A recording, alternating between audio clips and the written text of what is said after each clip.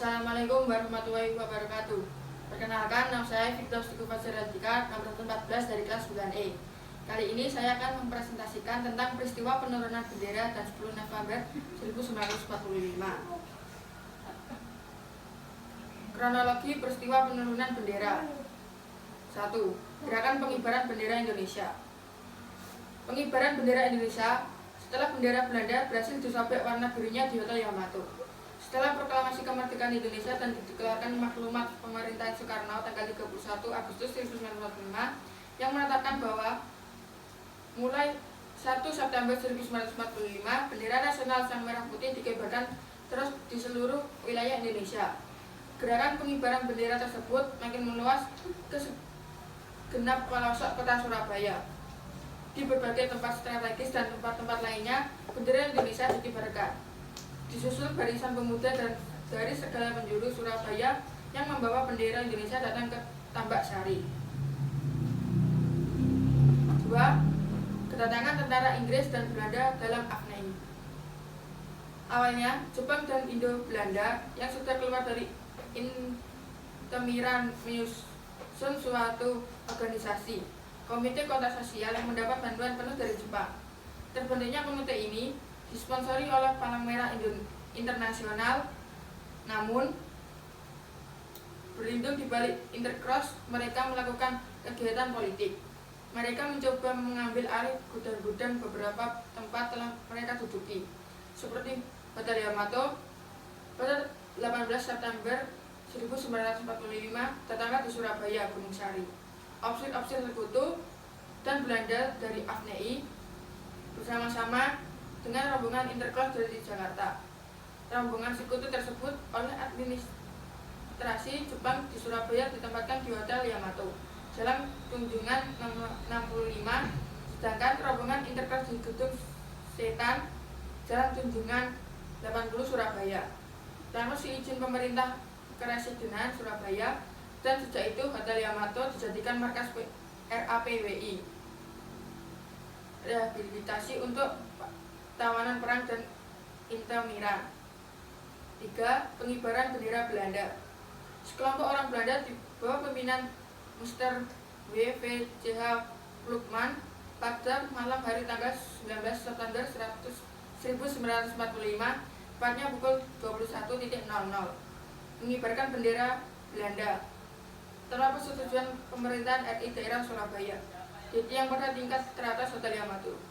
Sisi sebelah utara. Keesokan harinya para pemuda Surabaya melihatnya menjadi marah karena mereka menganggap Belanda telah menghina kedaulatan Indonesia, hendak mengembalikan kekuasaan kembali di Indonesia dan melaksanakan gerakan pengibaran bendera merah putih yang sedang berlangsung di Surabaya.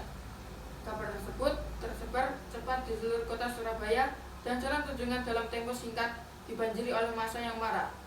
Di sisi agak belakang halaman hotel, beberapa tentara Jepang berjaga-jaga untuk mengendalikan situasi tidak stabil tersebut. 4. Gagalnya perundingan Sudirman dan Plukman. Tak lama setelah mengumpulnya massa tersebut, Presiden Sudirman, pejuang dan diplomat yang saat itu menjadi sebagai wakil residen yang masih diakui pemerintah Dai Nippon Surabaya Shiu, sekaligus sebagai residen daerah Surabaya, pemerintah dikawal Sidik dan Haryono. Sebagai perwakilan RI, dia berunding bendera Belanda segera diturunkan dari gedung Hotel Yamato. Dalam perundingan ini, Plukman menolak untuk menekan bendera Belanda dan menolak untuk mengakui kedaulatan Indonesia. 5. Perobekan bendera Belanda. Di luar hotel, para pemuda yang mengetahui berantaknya perundingan tersebut langsung berdobrak masuk ke Hotel Yamato dan terjadilah perkelahian di lobi hotel. Sebagian pemuda berebut naik ke atas hotel untuk menurunkan bendera Belanda.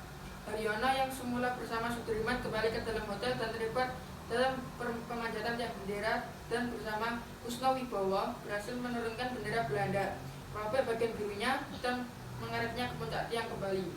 Peristiwa ini disambut oleh massa di bawah hotel dengan Ki Merdeka berulang kali. 6. Setelah insiden di Hotel Yamato tersebut, pada tanggal 27 Oktober 1945, meletuslah pertempuran pertama antara Indonesia melawan tentara Afnei. Serangan-serangan kecil itu ternyata di kemudian hari berubah menjadi serangan umum yang memakan banyak korban baik di militer Indonesia dan Inggris maupun sipil di pihak Indonesia. Akhirnya Jenderal D.C. Hawthorne meminta bantuan Presiden Soekarno untuk meredakan situasi dan mengadakan gencatan senjata. Gencatan senjata tersebut gagal ditambah dengan tewasnya Brigadir Jenderal Malabi berakibat pada dikeluarkan ultimatum 10 November oleh pihak Inggris dari cuti pertempuran 10 November yang terbesar dan terberat dalam sejarah perang kemerdekaan Indonesia dan ditetapkan menjadi Hari Pahlawan. Peristiwa 10 November 1945. Setelah terpilihnya Brigadir Jenderal Malabi, penggantinya Mayor Jenderal Robert Mansard mengeluarkan ultimatum yang menunjukkan bahwa semua pimpinan orang Indonesia yang bersenjata harus melapor dan meletakkan senjatanya di tempat yang ditentukan dan menyerahkan diri dengan mengangkat tangan di atas. Batas ultimatum adalah jam 6 pagi pada tanggal 10 November 1945. Ultimatum tersebut kemudian dianggap sebagai penghinaan bagi para pejuang dan rakyat telah membentuk banyak badan-badan perjuangan atau milisi. Ultimatum tersebut ditolak oleh pihak Indonesia dengan alasan bahwa Republik Indonesia waktu itu sudah berdiri dan TKR juga telah dibentuk sebagai pasukan negara. Selain itu, banyak organisasi perjuangan bersenjata yang telah dibentuk masyarakat, termasuk di kalangan pemuda, mahasiswa, dan pelajar yang menentang masuknya kembali pemerintah Belanda yang membenci kehadiran tentara Inggris di Indonesia. Pada 10 November pagi, tentara Inggris mulai melancarkan serangan. Pasukan sekutu mendapatkan perlawanan dari pasukan dan milisi Indonesia. Selain Bung Tomo, terdapat pula tokoh-tokoh berpengaruh lain dalam pergerakan rakyat Surabaya pada masa itu. Beberapa datang dari latar belakang agama seperti Kiai Haji Hasyim Asy'ari, Kiai Haji Wahab Hasbullah, serta kiai-kiai pesantren lainnya juga mengerahkan santri-santri mereka dan masyarakat sipil sebagai milisi perlawanan, sehingga perlawanan pihak Indonesia berlangsung alot dari hari ke hari hingga dari minggu ke minggu lainnya. Perlawanan rakyat yang pada awalnya dilakukan secara spontan dan tidak terkoordinasi makin hari makin teratur. Pertempuran ini mencapai waktu sekitar 3 minggu. Setidaknya 6.000 sampai 16.000 pejuang dari pihak Indonesia tewas dan 200.000 rakyat sipil mengungsi dari Surabaya. Korban dari pasukan Inggris dan India kira-kira jumlah 600 sampai 2.000. Banyaknya pejuang yang gugur dan rakyat sipil yang menjadi korban pada hari 10 November ini kemudian dikenang sebagai Hari Pahlawan dan Republik Indonesia hingga sekarang. Sekian dari presentasi saya. Kurang lebihnya mohon maaf. Wassalamualaikum warahmatullahi wabarakatuh.